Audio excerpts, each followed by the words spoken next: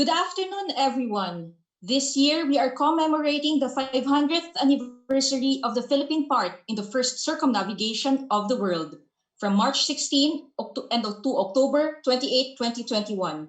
Together with the National Quincentennial Committee, we are one in commemorating the 500th anniversary of the victory at Mactan on April 27, 2021. To support this Quincentennial, we are featuring a two-part series on the making of the biggest diorama on the Battle of Mactan. Our first talk today will touch on the historical research which laid the groundwork for the diorama. Our second talk next week will be on the conceptualization and execution of the diorama details and design. This live stream is made possible by National Historical Commission of the Philippines, through its National Quincentennial Committee. Sulu Garden Foundation, located at Miagao, Iloilo. Iloilo Museum of Contemporary Art at Mandurriao, Iloilo. Chinatown Museum at Binondo, Manila. And lastly, Vibal Group. Thank you for joining us on the first talk of this interesting series about the making of the biggest diorama on the Battle of Mactan. I am Janine, and I'll be your host for today. To set the tone of our talk, we would like to share an animated video of the Battle of Mactan created by Sulu Garden Foundation.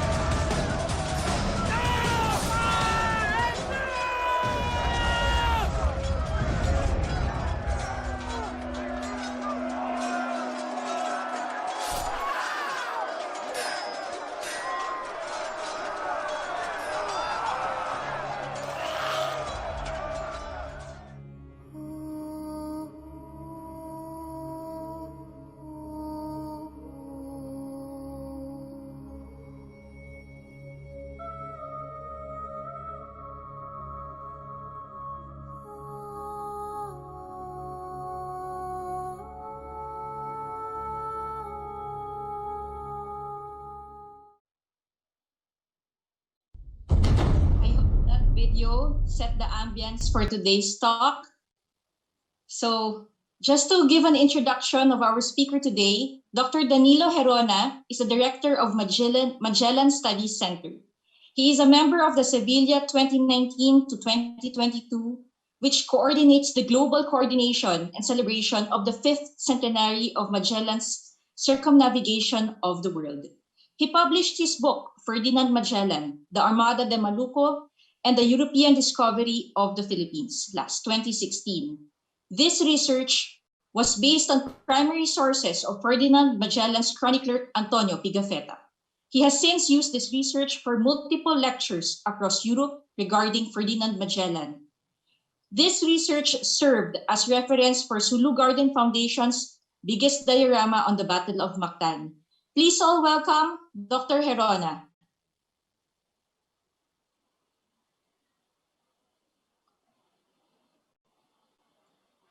Good afternoon, sir.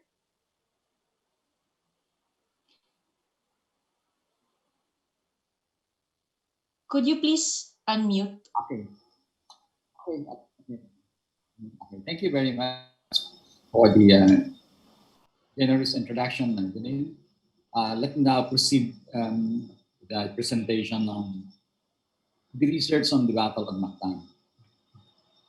Well, first of all, I would like to express my gratitude to Jonathan Matias, a good friend of mine, and for um, uh, asking me to serve as the consultant for historical research on the diorama. I was there for quite some time in several years ago, and that's the first time we met, and that's how the idea came into his mind that putting up a diorama. Of course, I would like to acknowledge the founding person of my university president, Dr. Bergisina, the ambassador Cookie Feria of the Philippine Embassy in Portugal, and the Nueva Casas Heritage. This is the book that that was the result of that research, and much of what we have in the Sulu Garden diorama is taken from this book. Earlier on, much of what we know about the Battle of Mactan is actually derived from Antonio Pigafetta. This a picture in the plaza in Vicenza, where Magellan, where Pigafetta was born and lived for a while, and then he, when he worked in Spain, that's where he knew of the expedition and joined the expedition. But this is Pigafetta. As far as we know, that's how the best that we can have an image of who he was. Although we don't really know how he really looked like, but that's probably the best that we have based on the imaginations and probably based on the data that the people of Vicenza, his birthplace, had of him. As I said, since after the Magellan expedition, when the Magellan expedition returned in 1522, Pigafetta published his work, this chronicle, and so it became a sort of a major source of information as the world was hungry for information as to what happened in the expedition and as to what lands they found. The work of Pigafetta became a major source of information. Although, contrary to what we have been told for a long time, for the last 500 years, we always believed that Pigafetta was actually the official chronicler of the expedition. He was not. He was not actually, he was a nobody in the expedition. He was there only as an alternate, a sobresaliente. But then, on his own account, on his own personal initiative, he started writing down as to what he had seen in the expedition and came up with a book, and that's how we have an information derived from Antonio Pigafetta. But succeeding researches, especially in the later centuries, would reveal to us that Pigafetta is not the only source of information. Yet, it was a very, very important source of information in the early period of the writings of the history of navigation, especially on the part of the Europeans.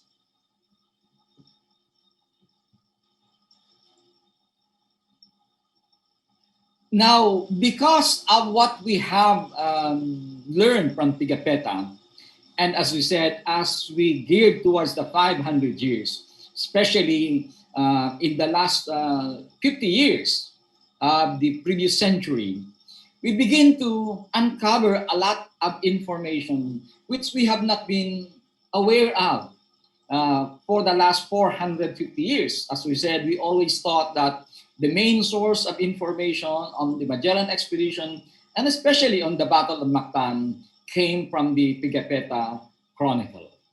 But as more researches are undertaken, we begin to become familiar with a larger picture of the Battle of Mactan, and the Magellan expedition. Where do we get these materials? Most of them are taken from the archives.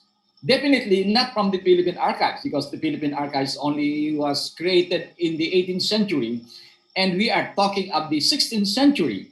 So the main source of information comes from the European archives, in particular the archives of Spain, the archives of Portugal, and the archives of Italy. The reason? Because one of the major crew of the expedition, Antonio Pigafetta, was an Italian, and therefore he kept his document, his diary, at least as we know, in one of these archives in Italy. Then we know that major sources of information could also be found in the archives in Portugal, because Magellan was Portuguese. And of course, because the expedition was commissioned by Spain, so much of the information we got from the archives of Spain. And here we have the archives. Here we have the Archivo Franciscano Ibero-Oriental. Though this is a religious archives, and you have to understand that the Franciscans came to the Philippines only in 1578, there are also occasional information, secondary sources, as you might probably say, among historians. Yet they provide certain information that fills up the gaps that primary sources could not provide us. And that's the reason why it is also important to consult the archives of the religious orders who work in the Philippines, because of certain informations that are preserved in their archival records. I also have to consult the documents from the Biblioteca Nacional de España, the National Archives of Spain, because although it's actually a national library, biblioteca, although it's a biblioteca, there are occasional documents, manuscripts that are kept in the Biblioteca Nacional. Among them were the diaries of Gines de Mapra, one of the members of the expedition of Magellan, and therefore he kept a very, very interesting account on the Battle of Mactan. And this is an eyewitness account, which of course earlier on we are not familiar with, because as I said, much of the information we derived in reconstructing the narratives of the Battle of Mactan came exclusively from Antonio Pigafetta. Another important archive for Filipino historians who are interested to do research in Spain, even including that of the early years of the Spanish conquest, including the expedition of Magellan, there could be occasional documents that you would encounter at the Real Academia de la Historia in Madrid. So these archives are all located in Madrid. Other sources of information could be from the other province of Spain in Valladolid. The Archivo del Museo Oriental de Padres Agostinos de Valladolid contained very, very interesting materials. The reason is because of the fact that Valladolid is an important city. In fact, the contract between Magellan and Charles V, when Magellan was given a go signal by Charles to go with in the expedition, was actually signed in the monastery in Valladolid. We have to understand that Valladolid is also the birthplace of Philip II of Spain, and for that reason, a very, very important place in the history of the royal family of Spain. But the most important reason why we have occasional documents useful in reconstructing the Battle of Mactan and even certain episodes in the Magellan expedition was because of the fact that it was the major repository of documents of the Augustinian friars. We have to again understand that the Augustinians were the first missionary orders that came to the Philippines and evangelized the Philippines.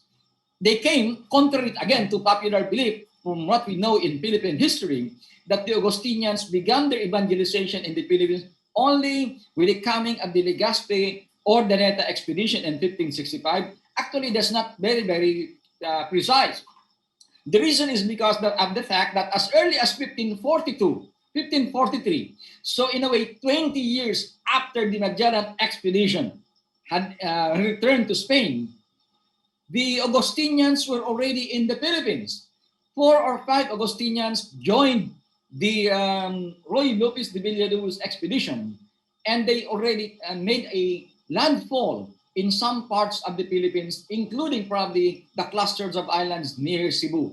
And for that reason, they were familiar with what was going on in the Philippines, and probably they could fill up certain gaps as to the culture of the Cebuanos and probably Mactan during this particular period. But we know for a fact that one of the early missionaries of the Augustinians kept a very interesting account on the Battle of Mactan, and that's the reason why Fray Arganduro Murit, that's the name of the missionary, and for that reason, it filled up a significant portion of the puzzle on the Battle of Mactan, which we probably did not have based only on the sources of information from Pigapetta.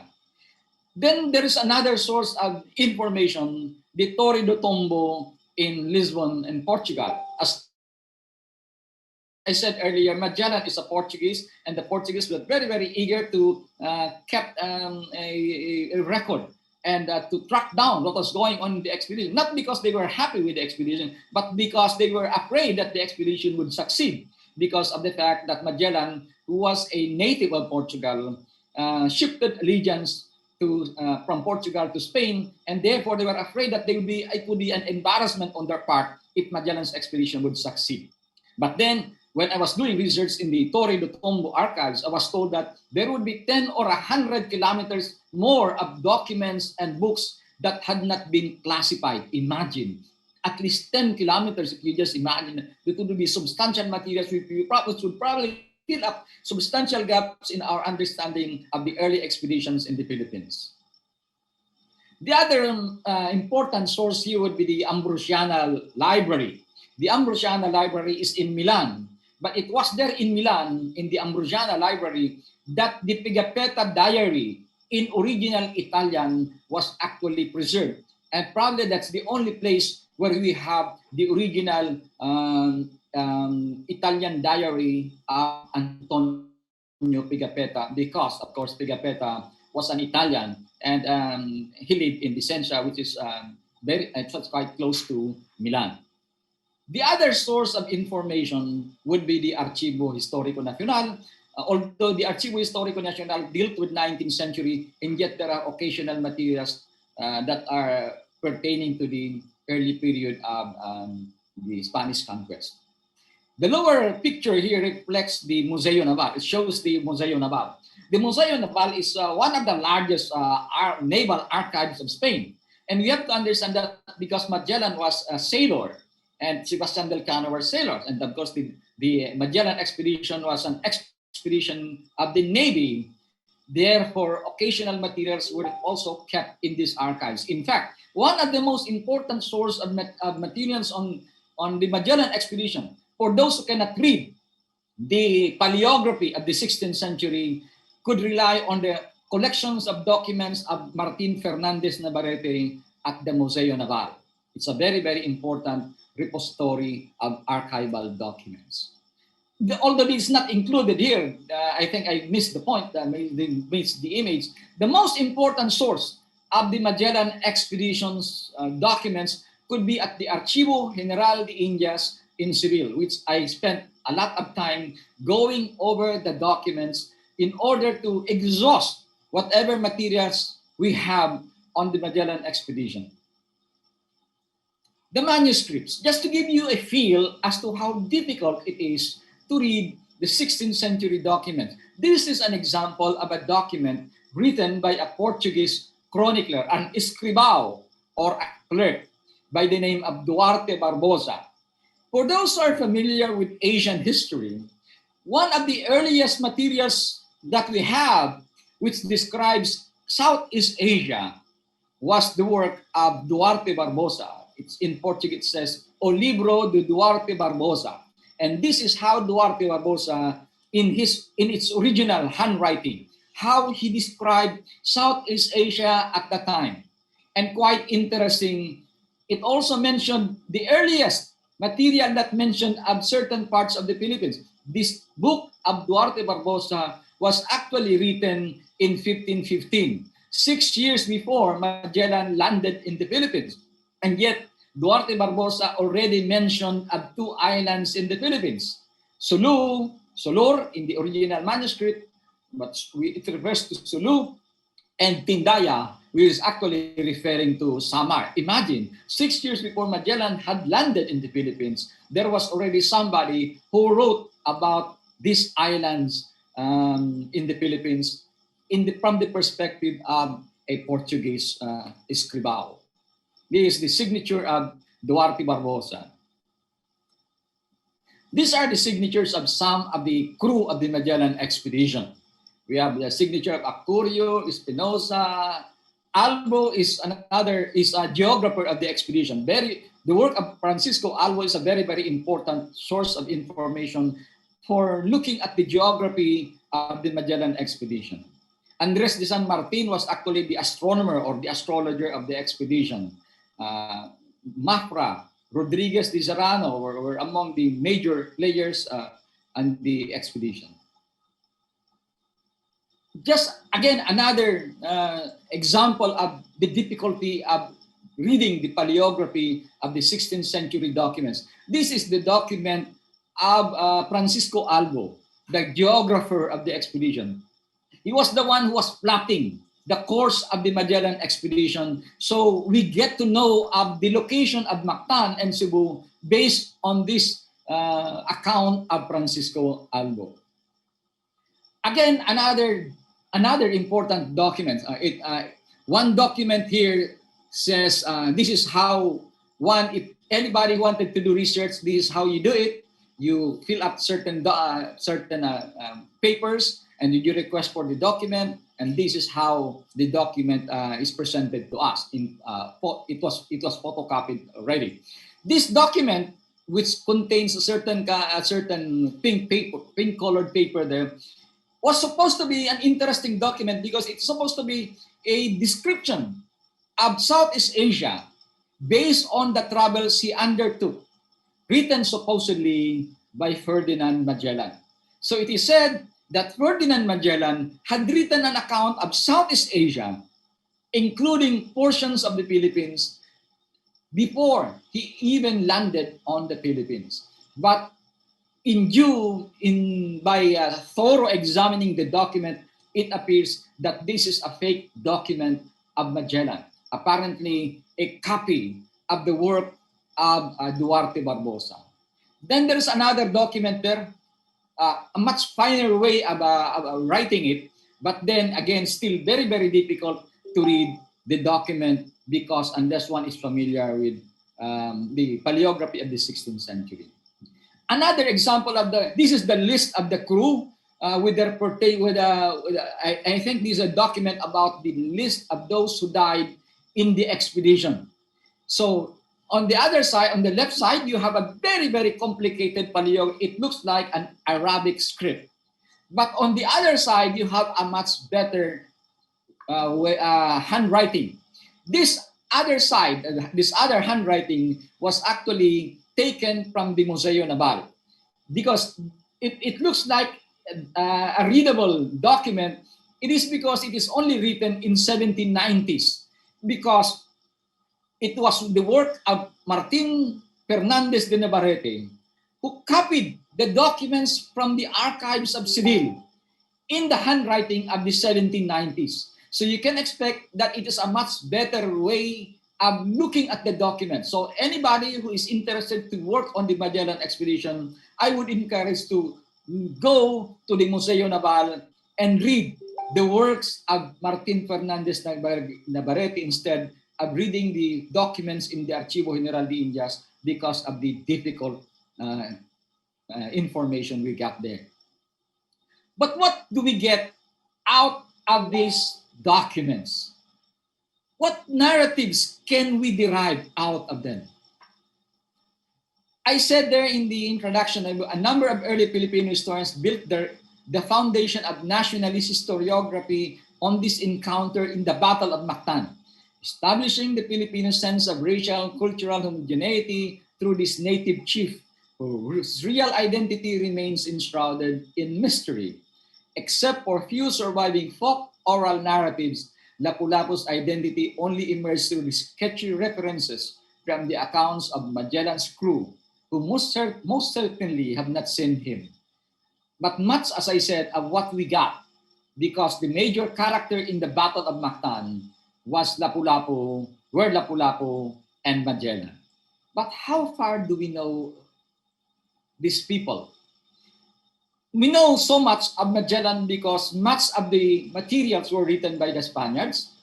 And of course, those who joined the expedition wrote extensively about Magellan. And therefore, we virtually know Magellan. I could even describe how Magellan would look like. He was actually limping because his leg was actually shattered in the Battle of Morocco. So he does not walk like a real soldier. But then he was actually a man who was short and he was limping. But what about Lapulapu? We have very, very little information about Lapulapu.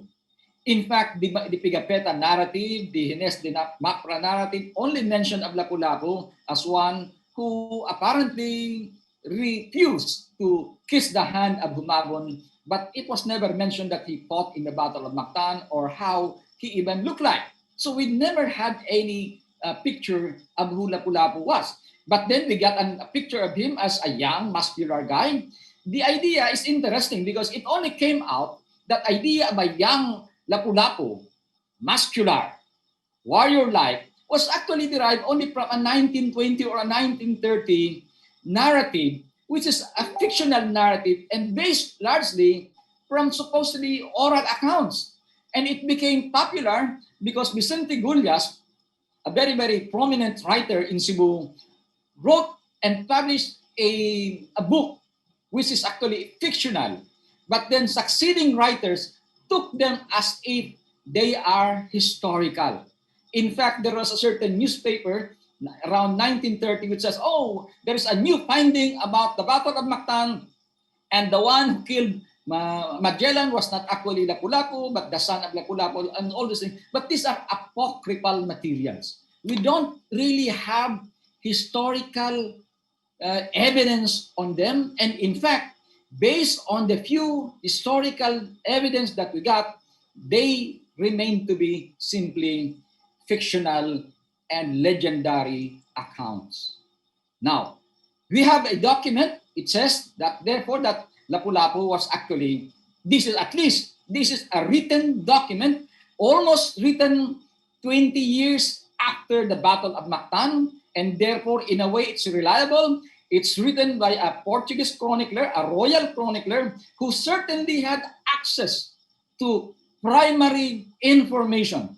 They may not be written at all, but they were definitely informations extracted from prisoners of the Portuguese, and therefore they must have been comparatively reliable as compared to the legends which had been propagated throughout history. In fact, the monument that we have, a young muscular guy, was only made around 1960s when Ferdinand Marcos ordered that a monument honoring Lapulapu should be built. But as I said, most of the informations were taken from the few Pigapetta accounts and from the legends that had been popularized in the early 1920s.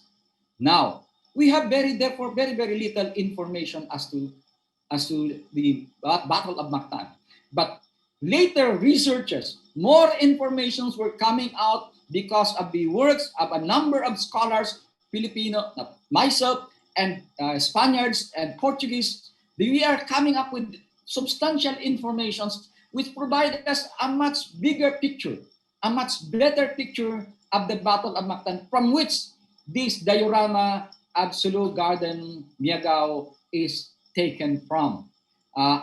So for that reason, the diorama that we got there, that we built there, was actually based this time on archival documents, on eyewitness accounts, and therefore we can expect that they are the more reliable depiction of the history of the Battle of Mactan.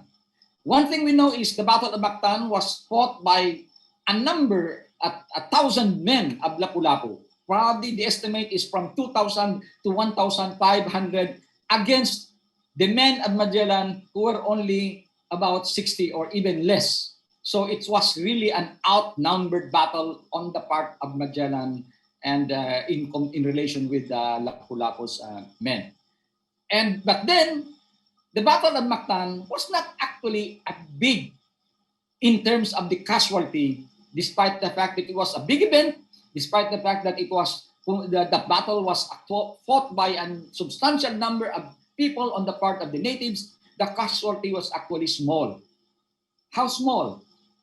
The Spaniards incurred 8 men who died, including Magellan, and the natives only incurred a casualty of about 15 or not even 20 casualties. So in a way, the Battle of Mactan, in terms of the numbers of the casualties involved, it was small. In terms of the numbers to fought, it was big. But in terms of the magnitude of its impact in the history of the Philippines, it was certainly very, very important.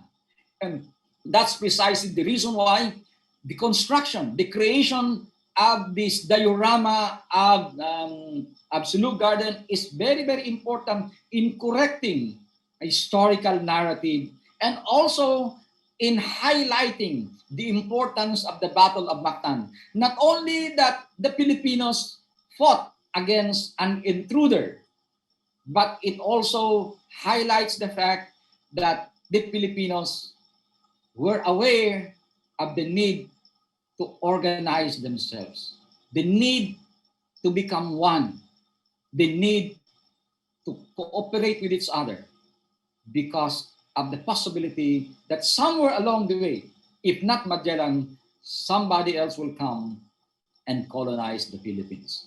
And I think precisely that is the value of the Battle of Mactan, of the defense of Lapulapu, of the islands of Mactan.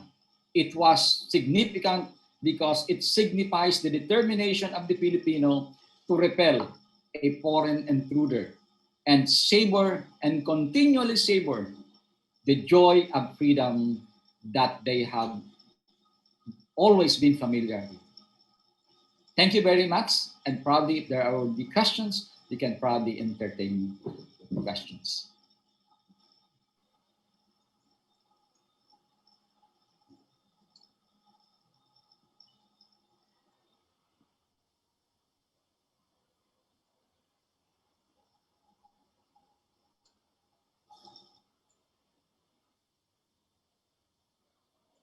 Thank you for that, Dr. Gerona.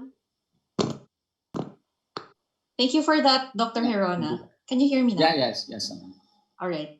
We have a few questions. Someone is asking about where they could purchase the book. Oh, well, of course, they can purchase the book from us, or they can email us, and then you can see. I think I missed. I can show later on, Janine, the YouTube channel we have. So if they are interested to continue reading materials or watching new information on the history of the Philippines, because as I specialize on the early period of colonization, I wanted to make a lot of corrections in our textbook histories. And these are all derived from primary sources from the archives in Spain and in the Philippines. So I could say that with certain sense of faith that the corrections that I'm going to make here are in a way would be of help for the students to rectify certain myths that we have always embraced for a long time. Mm-hmm. We are showing now the YouTube channel of Dr. Gerona. You could see it in the screen. So do subscribe to his channel. And it's very good for educators and teachers, especially for the Vibal Group, homeschool parents and students also. So another question, sir, is it looks like this is really your life's work.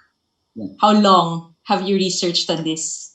It's, I would say the entire span of the work, Janine, would take 10 years almost. It took me about 12 or 13 times going back to on seasonal research in the archives of Spain, Portugal, and Italy. So it's a really a tedious job, and it costs a lot of money. But then I got good enough because I got grants for doing research and also occasional lectures in Europe that enabled that actually finance my travels at the same time. So it's really, but the more important thing there is the time spent in doing research, in studying the paleography, the handwriting, in knowing the languages. You have to be familiar with Italian, with Portuguese, and Spanish Spanish language, especially in the 16th century, because certain nuances in the languages at the time were quite different from the nuances that we have today in modern Spanish and It's Italian. true. Yeah, so it's That's true. From all this research that you've had, what were the top three myths that you heard? Like ridiculous myths you heard about the Battle of Mactan? yeah. One thing there is we said that we heard Janine that Lapulapu was supposed to possess anting-anting or agima, and it is said Okay. that that's one thing. And he says that it was actually because of this the main weapon that Lapulapu was said to be using was actually a alho or this pestle, and it is said that it was because of the pestle that Lapulapu had a training on how to strike a certain object, and it was supposedly his father who taught him, also possessing equally certain kind of a magical power. And this, so these are some of the myths about Lapulapu. Also, another myth we have is that Lapulapu actually was not native of Cebu, of Mactan. He was actually a migrant from Borneo. One possible explanation there is the typical mindset in the 1970s. The anthropologists at that time would have a term for that: big tradition and small tradition concept. Meaning to say, because of the Philippines, we have a very, very low regard for the Philippines. So we always regard something as something great, as something important, something coming out from somewhere else, but never from the Philippines. So we borrowed from a big tradition, and we believe that Lapulapu, supposedly because he has a sophisticated culture, could not have been born, could not have lived in the Philippines, but could have lived somewhere else in a certain society where more sophisticated civilization flourishes. So I think that has been debunked already by contemporary Yeah. anthropological views. So I think that's again another myth. The myth also that Lapu-Lapu was young. Again, it's also another myth that we have to contend with, because I think we always associate a warrior or a chieftain as young because he has to go to war. But you have to understand that is again we are now revising the notion of a powerful chieftain. We have to remember that Humabon was a powerful chieftain, very, very rich, but he is not a warrior. If you look at the image of Humabon, he was fat, he was short, he does not yeah, reflect the typical Yeah. warrior, muscular. He's not. But where did his power comes? It comes from his control of insular trade of Cebu. It's not by way of war. It's by way of trade of international vessels docking in Cebu, paying their taxes to Humabon, and Humabon had control of these foreign goods. He became the main distributor of goods in the insular part villages of Cebu, and that is where his power and his wealth lies. Because the other chieftains became dependent to him because they also wanted to get hold of these foreign goods, and therefore they have to submit themselves to the power of Humabon. So we have to revise the notion that we only associate power with being young, and apparently that is also the concept of the people who concocted the myth of Lapu-Lapu as a young warrior. No longer today, we have to understand that all their chieftains at the time were most of them were actually older people because it does not depend on your energy. Your power does not depend on your energy, but it depends on your experience, on your knowledge of warfare. And for that reason, that's why we always associate old people as the repository of wisdom. And that's Yeah. precisely what happened in this. I'll jump off from your image notion of Lapu-Lapu. there's a question from NQC. Yeah. Government officials from Bangingi, Sulu says that Lapulapu is a soldier from Sulu who became a datu in Mactan. Is there proof for this in the research? That's a question. Yeah, it's a very interesting question, but I don't think it's true. We have to understand, Janine, that even in that particular period, and the documents would say that the Islamic religion or the Muslims at the time were actually confined mostly, at most, on the northern part of Mindanao, but hardly in the Visayas. In fact, the succeeding expeditions would mention that there were small villages, small, say, cluster of villages in the Visayan Islands, which embrace Islamic religion and most probably influenced by people from Sulu, but they do not really practice in the sense that they were faithful Muslims. So the Islamic religion at the time, or Muslims at the time, were probably traveling, but they were not proselytizing. That's the reason why I think the belief that Lapulapu was a migrant from Sulu has no historical basis. It's another part of apocryphal accounts, legendary accounts, but which have no any basis at all. Just running on the same vein with myths, we have a question from Jinky Rose Bayug. Is there any attempt to rectify textbook contents pertaining to the Battle of Mactan, especially in basic education textbooks? So these are, if ever there are myths, would you know if this was rectified, or has there any research about these books before it was published? Did they ever go to you? Pardon, Janine, the first one, because the internet has a certain problem earlier. Is there any attempt to rectify textbook contents pertaining to the Battle of Mactan? I think this is in a particular with some myths that was already published in a textbook. Like, have you ever encountered some of these mistakes? Yeah, but the trouble with that, Janine, is we became only conscious and more of the Battle of Mactan in more recent times. No substantive research has been undertaken within the last 20, 30 years. It's only in more recent times that we became conscious, but especially because we are getting towards the 500-year celebration, we become more and more analytical. We become more and more conscious of the role of the Battle of Mactan, and for that reason, more attempts to weed out the legends and the myths out of what we have always known become more pronounced in more recent times. So I think hopefully, if the government would be open to materials we have, to documentary materials we have, then probably we started moving out from the legendary accounts that we have. As I said, my work on Lapulapu was derived from primary documents, from English translations also, because there are some people who doubted that my Portuguese translation of the work of Gaspar Correal probably problematic. I verified certain works published in the 19th century in English translation, and they fit with my interpretation and my translation. I even asked a Portuguese historian recently whether my translation is wrong. He said, no, it's perfectly correct. So it's a historian specializing on Oriental. So meaning to say, I think the preponderance of evidence tells us that there are myths that we have to forego. And I think if we are nationalistic enough and we wanted to really teach through reliable history, we have to learn to undo errors in our history and accept historical facts as the very basis for our nationalist ideology.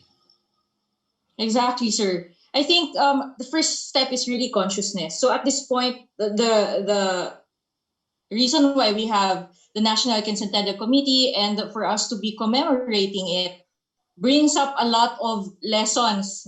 Ito po yung tama. So like taking away all the myths about the story, right? We have a question. I'll go back to your language because you mentioned it a while ago. We have a question by Joseph Solis Alberici. He said, do you think that we should consider the idea of bringing back Spanish as a language into the core curriculum? Not just to have every one of us would be able to understand the nuances of our Philippine history written in the Spanish language, but also this will be based on the Spanish language as lenses. What do you suppose, though? Should we bring back Spanish?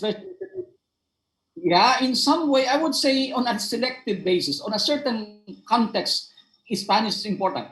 Today, we have to consider that we are on what you call globalization, mondialisation, as a French philosopher once said. We are engaged in an ever-expanding world that we are now, and always we associate the need to respond to the future. Meaning, say, as we go out of our little world, we always think um,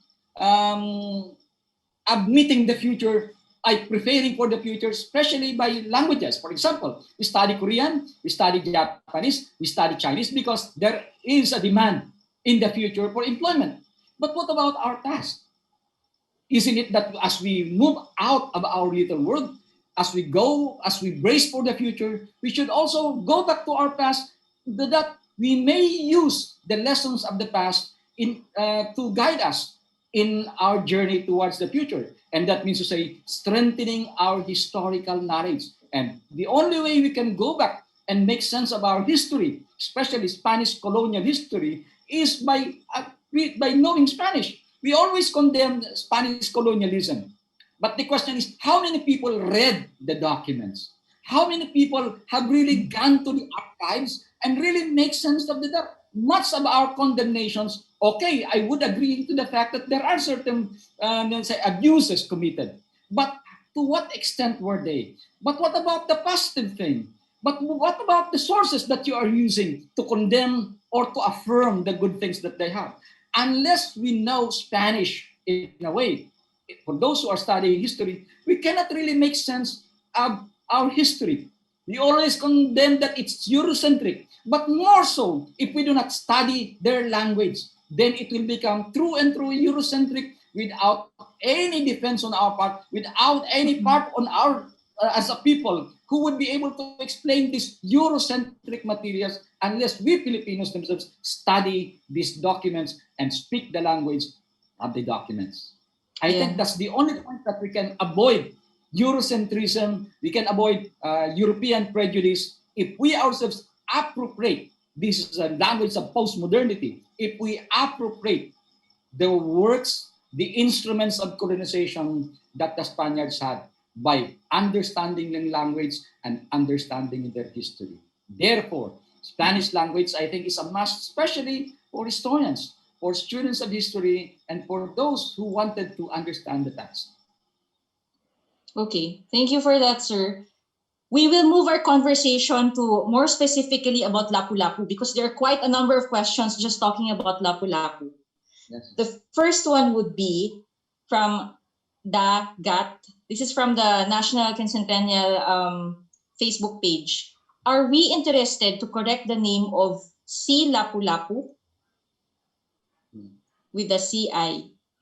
What do you suppose? Should we keep it to Lapu-Lapu or Cilapulapu? Yeah, that's that's only one portion of the names of Lapulapu in terms of we understanding who really Lapulapu was. The name Cilapulapu, sometimes it's written as SI, sometimes it's written in some documents as CI, and even the word Lapulapu, sometimes there is a hyphen, sometimes Cilapulapu, sometimes it's written in various ways. Even in the 16th century documents, the name Lapulapu had a variety of way of writing that. But the main issue there also, Janine, to be able to really make sense of even the name of Lapulapu himself is to understand where does the name come from by itself. Why is it that this guy was named Lapulapu?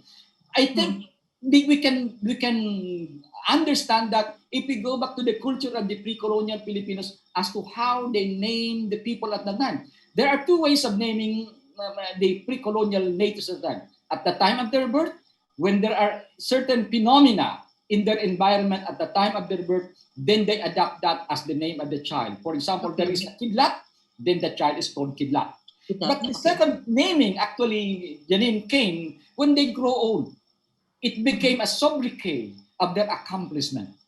So they adopt another name or they change their name according to how they conducted their lives or they accomplished themselves in their lives. So if they became a warrior, they sometimes were named as katakutan, or they are sometimes named as Dumarao. For example, the chieftain in Luzon is called Dumarao because he became a conqueror. He conquered a lot of villages, so his name. Probably Lapulapu could have been named as such because the dictionary of Mintrida spoke of lapus, meaning to say a very, very agile thing. So could be possible that Lapulapu was identified as a warrior because of the name Lapulapu, because he was a very agile guy, like a wind that can swiftly move around. So probably by going to the origin of the name through certain dictionaries written in the 16th century, 17th century, then we'll be able to make sense not only of how Lapulapu should be called, and also why he was called as such. So that's the reason why historical research is important. That's very interesting, actually. We have one question, no? From Angelica Dote. In your point of view, sir, what do you think is the most remarkable character trait of Lapu-Lapu? Well, again, that's another problematic aspect about Lapulapu's biography, Janine, because as you said, we have very, very little information as to who Lapulapu was. As I said, but you might probably ask, where did we get a knowledge of Lapulapu? I said, it's most probably from the people who were imprisoned in Mactan in Cebu and Mactan at the time. Some of the Spaniards were left behind, at least 8 of them, and probably witnessed and had a personal encounter of Lapulapu, so we get to know about him. But we don't really know who he really was. The only thing we got is, from, as I said, from the perspective of Gaspar Correa and a little from Pigafetta, which says that Lapulapu refused to accept Humabon as his boss because Magellan told Humabon or Lapulapu that he has to, if he really accepted Spain, because several documents, this is not my invention, these are based on documents that says that Lapulapu actually accepted. It's not Sula. Some people there, some historians said, oh, it's Sula who accepted. No. It's Lapulapu. Very clear. Lapulapu accepted Magellan, accepted Charles V. But then what he could not accept is to kiss the hand of Raja Humao. Because how can I kiss the hand and submit myself to a man whom I have been ruling for a long time? One reason there, Janine, is because it is said by Hines de Mapra that Lapulapu and Humabon were actually brothers-in-law. It's quite interesting, a family feud. The reason, because so that's one thing. So, but the point is, the only thing that we know about the character of Lapulapu is the fact that he would not yield to the demand of Magellan to accept Spanish sovereignty by way of kissing the hand of Humabon. That's the only thing. Other than that, we don't really know. If ever we know of anything, it might be legendary, it might be mythical, but it has no base, or it has to be corroborated by a scrap of historical document, at least secondary sources, if not eyewitness accounts. So we don't really know. All right. So I'll move our question to the climax of the narrative. A lot of people are asking this. Did Lapu-Lapu really kill Magellan? Or was Magellan killed by one of Lapu-Lapu's men? Well, that's of course, that's true.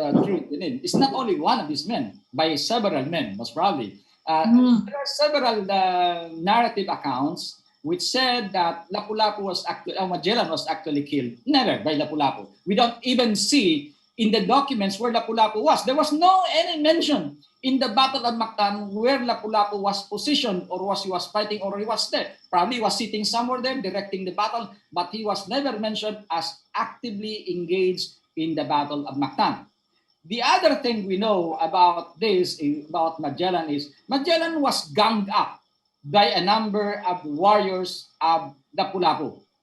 And he was killed by hitting. Several accounts says that one, they claim that Magellan was hit on the head by stones. The natives of Mactan were not using sophisticated weapons. There were arrows, there were spears, but we never saw anything about cannons. But most of them mentioned of stones being thrown upon the helmet of Magellan.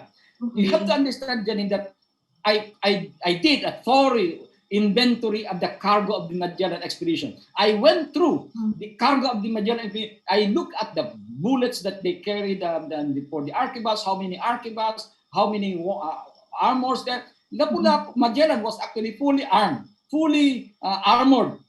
And the only place of his body, part of his body which is exposed would be the face, the portion of his arms, and portion of his legs. And therefore, there are only three things that could possibly hit him. One would be a stone that would hit his face. Yeah. The other was an arrow, and it says that he was hit by an arrow on the leg, a poison arrow. And the other was a spear that hit him on the arms and also on the face. So there were several versions as to how he was hit by these natives of Mactan. But the issue is, why was he killed if he was a veteran soldier, if he was fully armored? Quite an interesting detail. One of the chroniclers says, based on his interview of the natives of Mactan in the post-Mactan event, he says that because Magellan raised to a person who is very, very close to his heart, who was being ganged up by the natives of Mactan. So he forgot his own safety and simply rushed to this person. And this guy was supposedly the son of Ferdinand Magellan. He was the bastard son of Ferdinand Magellan, Cristobal Rebelo, who also died in the Battle of Mactan the way Magellan died. And that's another interesting account that Magellan had a son, the bastard son, who was already in his youth at the time, probably 17 or 18 years old, and he died in that battle. Okay, I never heard that yet. That's a new one. Yeah. So I just have a question because you're part of the committee, right, for the 500 years. Yeah. We are now celebrating the Philippine part. When will we celebrate the Spanish part, or is there another counterpart celebration? Yeah, that's an interesting question. This Spain is celebrating that in 2022 because of the arrival of the surviving crew of the Magellan expedition in Seville in September, I think 8th, like that. So that would be the celebration for Spain. They would not be celebrating here the landing of Magellan. It's the Philippine celebration, but Europe and Spain especially would be celebrating it in September of 2022 because of the circumnavigation of the world when 18 crew of the Magellan expedition returned and survived the ordeal of the journey, which cost so much lives on the part of the crew. And in fact, quite interesting today, Janine, 18 returned, but there were others who were imprisoned. But as to how many crew there was in Magellan, we don't really know. The official record says 235 because that's what the king says, 235, and because also the allocation of the provisions for the expedition for 2 years was actually measured, was actually allocated for that particular number of crew. But we do not know that until today. Why? Yeah. Because Magellan bring in other crew, Portuguese, because was only allowed 25 Portuguese in the entire expedition. But Magellan realized that the danger in the expedition in the sea does not come from the storm. It does not come from shipwreck. It came from your own crew. So he has to surround himself with more loyal men. And most of them were, of course, Portuguese. So we don't really know the exact number, even today that we are celebrating. All right. So it looks like this is going to be a very busy year for you. That's right. For this early part of the year, it's all Philippines. And then most probably, when we do the Sevilla part, they will always call on you to be a speaker also there. Yeah, actually, Janine, we already started in Spain the celebration 5 years ago.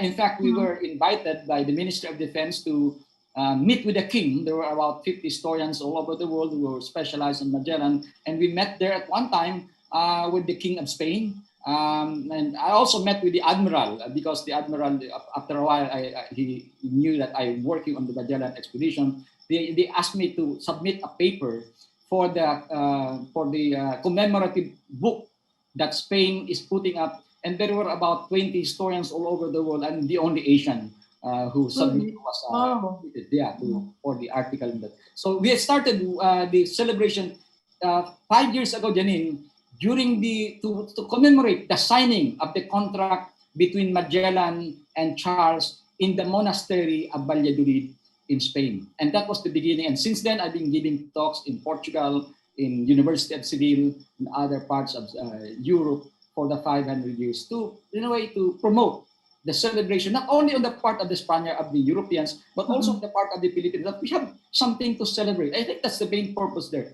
to show to the world that we have our own history and we have a place in this most important event of the century, the 500 years circumnavigation of the world. We are so proud of you, sir. More power to you, especially for the entire year. This is going to be a very busy year for you. So to close off, we have a very nice question. This is from Iloilo. Hello, Dr. Gerona. In your own point of view, how relevant is the celebration of the Battle of Mactan that transpired 500 years ago to the modern Philippines? And what are the lessons that the young generations can get from this epic battle? This will be our last question. One thing, Janine, is I think the relevance of the Battle of Mactan was already recognized almost 100 years ago. We have to understand that we are not the only ones who recognize this, because the main point of the Battle of Mactan it became an inspiration, as a rallying point for our national identity as a people and for our resistance against the Europeans. In fact, the first time that they make use of the concept of the Battle of Mactan and Lapulapu was in around 1888, when in Manila, certain Masonic personalities were putting up Masonic lodges in the Manila area. And they make use as their codes for these lodges the name of Lapulapu and Mactan. That's the first time that I have ever encountered in my research that the Filipinos began to recognize the value of the Battle of Mactan as a rallying point of national identity and resistance. And I think the same story applies to modern man. Today, it becomes a rallying point of our identity that we did not, of course, simply stand in awe of the Europeans' might and power, but we resisted them. When they need to resist, we resisted them. Of course, Lapulapu resisted only as a chieftain in the village in Opon and as probably as an overlord in the islands of Mactan. But you have to understand that heroism, in a way, is also symbolic. When you resist only in Mactan, you actually make use of Mactan as the representation of the entire Philippines. When you say Rizal fought for the Philippines, of course, he did probably fight for the people of Mindanao, probably in some other parts in the Philippines, but he became the icon of Filipino identity. And I think the same is true with Lapulapu.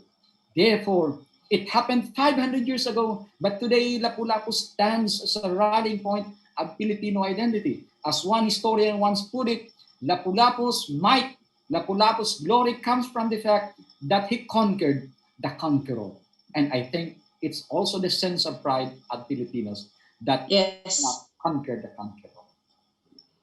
Thank you, Dr. Gerona. That was very inspiring. Actually, tumayo yung balibo ko.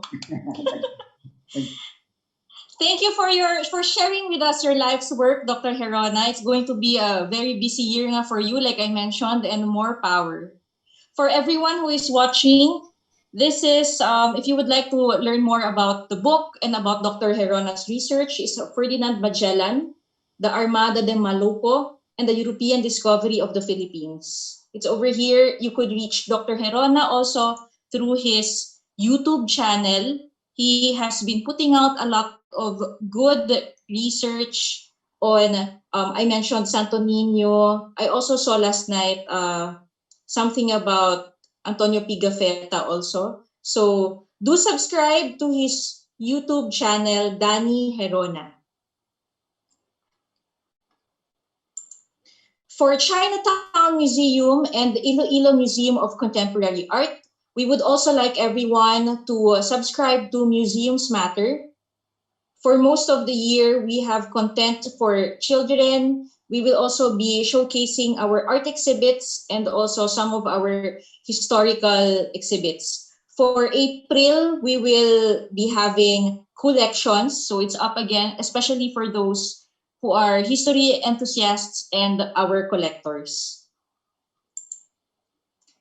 We would also like to thank Sulu Garden Foundation who is located in Miagao, Iloilo. You could reach them at their Facebook page, sulu.garden. They also have an email, info@sulugarden.com. If you check out their website, you will get to see updates about their diorama. So the goal for their diorama is to actually be launched on March 27. Next week, we would like to invite you to join us as we get to see how the actual diorama was designed and how it was executed. Chinatown Museum page is also found in Facebook, and we're also in Instagram. If you have any ideas whatsoever in terms of content, do let us know at chinatownmuseumph@gmail.com. For Iloilo Museum of Contemporary Art, our email is Iloilo Museum of Contemporary Art at gmail.com. It's rather long. And lastly, we would like to thank Vibal, especially to the teachers, the educators, the parents who are also watching. Thank you, everyone. See you all again next week.